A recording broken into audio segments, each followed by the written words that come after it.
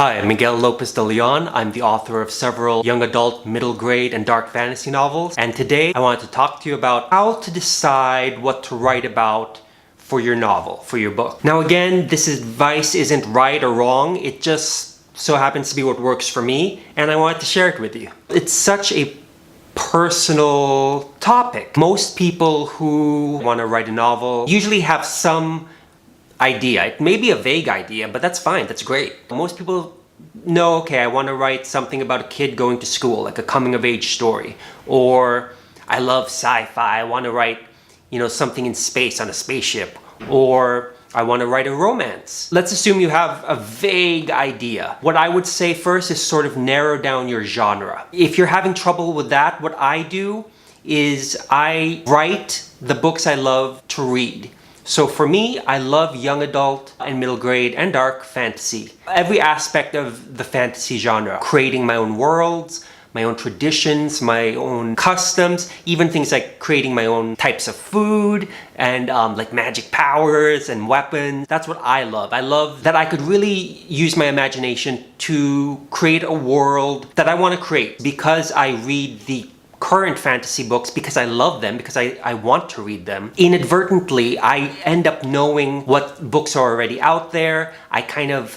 It's just through reading, I'm familiar with the formulas that are used in fantasy novels. I'm familiar with the different types of worlds that have already been created. And I could see how other authors who I admire have sort of put together their worlds and have made these incredible journeys with their characters. It's sort of like a master class in your genre. Write what you love to read. Write the genre you really love to read. Now, of course, you don't have to, but I would think it would help. After you narrow your genre, there's a lot of people who say, write what you know, write what you love. And I kind of agree. But I would also say, write what resonates with you, write what interests you. Let's say you've narrowed it down to you want to write a young adult novel. That would be your genre. Not necessarily young adult fantasy, but just let's say young adult. And you have a vague idea. I want my novel to be about this girl who's going through high school. Whatever you decide, that's your vague sort of idea of what you want. You know your protagonist is a woman, you know that she's still going to school, and you know her age. So great. But let's say you're not sure what else. Use your own personal interests and what resonates with you. So example, in your childhood, you and your family used to go eat ice cream at this certain place every Saturday, and you loved it. It's a childhood memory that you like. It's something that you think of fondly, and you remember the details, and you remember what the ice cream tasted like, and you remember with your childlike enthusiasm how you looked forward to it every week.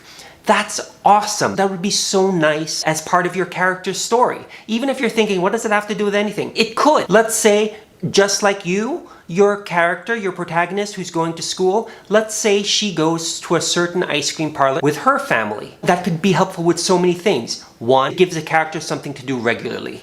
Two, all the other characters may or may not know where this character is part of every weekend. That could be really helpful in future scenes, in future plots. And because it's a cherished memory for you, you could really write in detail and capture the moments you experience. Things that you're not so much making up as remembering, and that could really be powerful. Let's say you love sketching plants, and you're thinking, okay, I love sketching plants, but that's so boring. How could I use that for my character, for her journey? One, it's unique. You don't often see a young adult novel with a character who likes sketching plants, but again, think about it in detail. Let's say she lives near the forest. It gives you a reason to have your character go by herself to a forest to sketch these plants. If you establish that it's something she does when she's stressed, if it's something that relaxes her, then that's so great, because now you have something that you've already established that gives you a reason to potentially maybe put your character in danger, or at least get her alone in the forest. A lot of things can happen there, or she could witness something, or it makes sense that she would go there because maybe she goes there often and it's a place that's comfortable for her, so she would sort of ignore danger signs that maybe someone who's not used to that kind of activity would do. Maybe she knows about all the plants. She knows what's poisonous, what's not poisonous. She knows where the poison ivy is. She knows what plants to avoid. At first, you might think, oh, well, my interest in drawing plants might be, I might like it, but it's boring. It could be used for something so interesting. And since you already know about it, and it's something that you enjoy in your real life, you could really use that. Let's say you were watching news coverage about bullying. Let's say for some reason, you're not sure why, when you were watching this, it really resonated with you. It really made you angry, or it really stuck in your mind. Use that on that topic or on any topic. There's a reason you can't stop thinking about it. So explore that. Why did it stick with me? Why was I thinking about that for a couple days? And you know, it could be something obvious, or it could be something like, okay, I was never bullied, but I have kids, I have a niece, I have a nephew. Maybe you could use that in your story. Maybe this protagonist who likes to draw plants in the forest, maybe she's bullied. Or maybe she's a bully. Maybe she's a great character, but maybe something happened to her that makes her the bully. Maybe we're looking at the story from a bully's point of view, but she doesn't think of herself as a bully.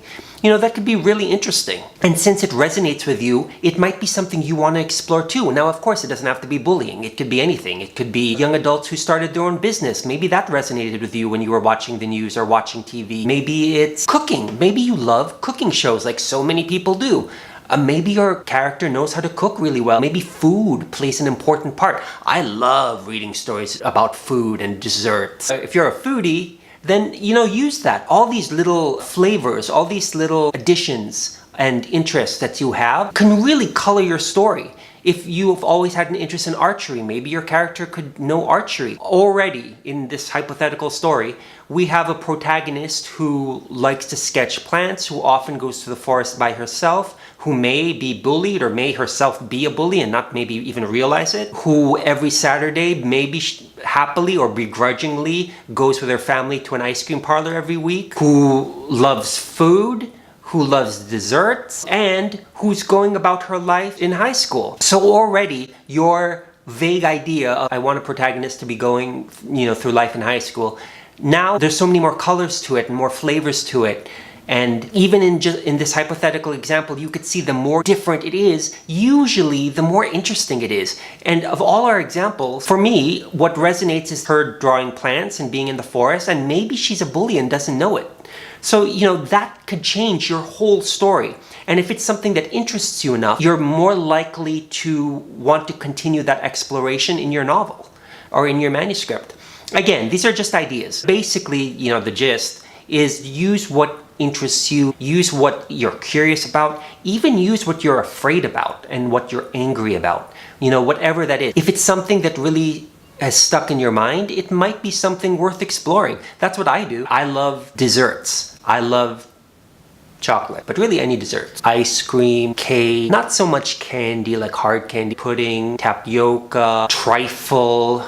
Oh, I love trifle. In a lot of my books, I make the food of that culture, of that world. Or I've loved comic books since I was a kid.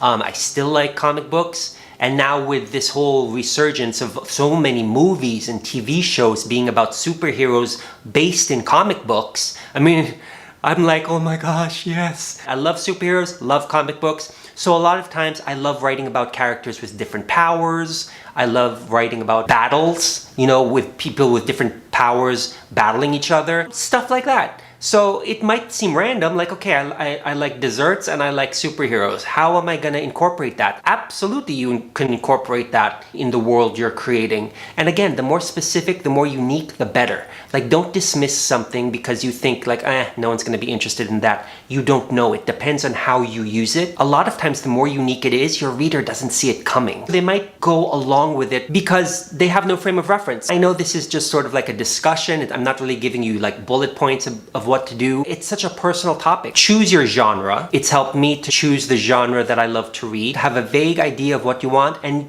once you have that vague idea, color it with your own interests, things that interest you, things that you yourself know about in your real life.